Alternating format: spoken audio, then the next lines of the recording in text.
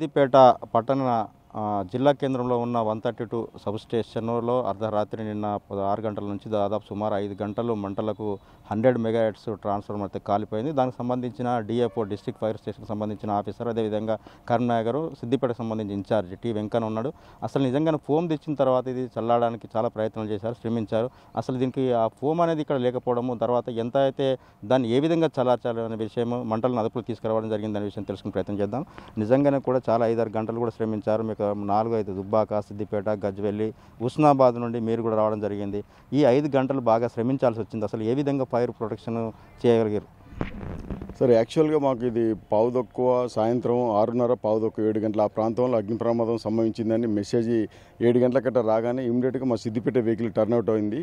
ఇక్కడ చూసేసరికి మంటలు చాలా విపరీతంగా ఫ్లేమ్స్ బాగా సిటీ అంతా కూడా కనబడేంత ఫ్లేమ్స్ వచ్చేసరికి అది వచ్చేసి 100 మెగాహెర్ట్జ్ పవర్ది. అది దాదాపు ఒక 25-30 ఇయర్స్ సర్వీస్ ఉందంట. అది అందులో ఉన్నటువంటి ట్రాన్స్ఫార్మర్లో 80,000 లీటర్స్ ఆయిల్ ఉన్నది కాబట్టి దాన్ని కంట్రోల్ చేయాలంటే మా దగ్గర సిద్దిపేటలో ఉన్నటువంటి ఫోమ్ ఉంది, ఏ ట్రిప్లే ఫోమ్ అని. సో దాంతో యూజ్ చేస్తున్నారు, కానీ అది సరిపోవట్లేదు. మంటలు ఫ్లేమ్స్ ఎక్కువ ఉండేసరికి క్వాంటిటీ తగ్గిపోయింది. ఒకటే ఉండేసరికి సరిపోకుంటే నియర్ బై స్టేషన్లన్నీ మనకి ఇప్పుడు గజ్వేలు, హుస్నాబాదు, దుబ్బాక, తర్వాత ఇది రామాయంపేట వెహికల్స్ అన్నిటి కూడా టర్న్అవుట్ చేయించడం జరిగింది. ఎందుకంటే వాళ్ళ స్టేషన్లలో కూడా ఈ ఏ ట్రిప్లే అనే ఫోమ్ ఉంది కాబట్టి దాని అంతా తెప్పించడం జరిగింది.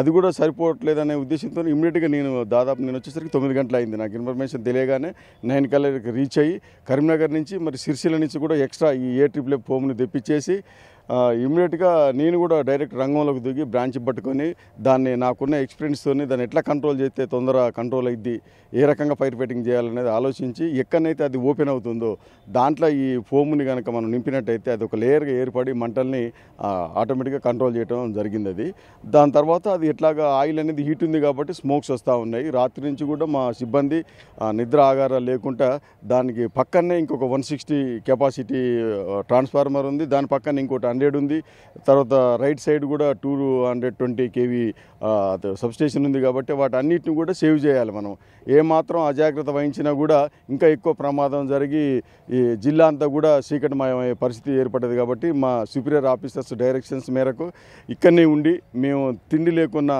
నీళ్లు తాగకుండా కూడా ఇక్కడ ప్రశాంతతని మనం ఏర్పాటు చేయాలని చెప్పి ఇమ్మీడియట్గా దాన్ని కంట్రోల్ చేయగానే దానికి అనుకూలంగానే మంటలు కంట్రోల్ అయిన తర్వాత ఎలక్ట్రిసిటీ డిపార్ట్మెంట్ వితిన్ 3 అవర్స్లోనే మొత్తం దీన్ని మళ్ళీ పవర్ని రిస్టోరేషన్ చేయడం జరిగింది.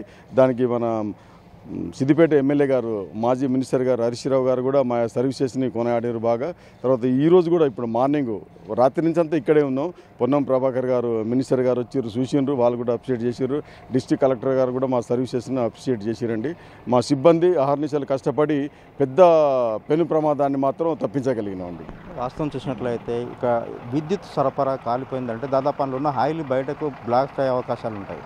దాని ద్వారా నిజంగానే మీరు ప్రొటెక్షన్ కాషన్స్ సూచనలు ఏ విధంగా పాటించాల్సి వచ్చింది? సో నార్మల్గా ఆయిల్ ఫైర్ అయినప్పుడు దానికి ఎలాంటి ప్రికాషన్ తీసుకోవాలి? ఎక్స్టింగ్విషింగ్ మీడియా ఏంటంటే ఫోమ్ అనే పదార్థాన్ని మేము యూజ్ చేస్తాం కాబట్టి నార్మల్గా మా సిబ్బందికి పీపీ గంబుట్లు, హెల్మెట్ ఇవన్నీ కూడా దాని ఇంటెన్సిటీ ఆయిల్ ఫైర్ అయితే ఎట్లుంటుంది అనేది మాకు తెలుసు. ఇంకోటి ఏంటంటే వాళ్ళు ఇచ్చిన సూచన ప్రకారంగాను మా ఎక్స్పీరియన్స్ ప్రకారంగా అది బ్లాస్ట్ అయ్యే అవకాశం లేదు.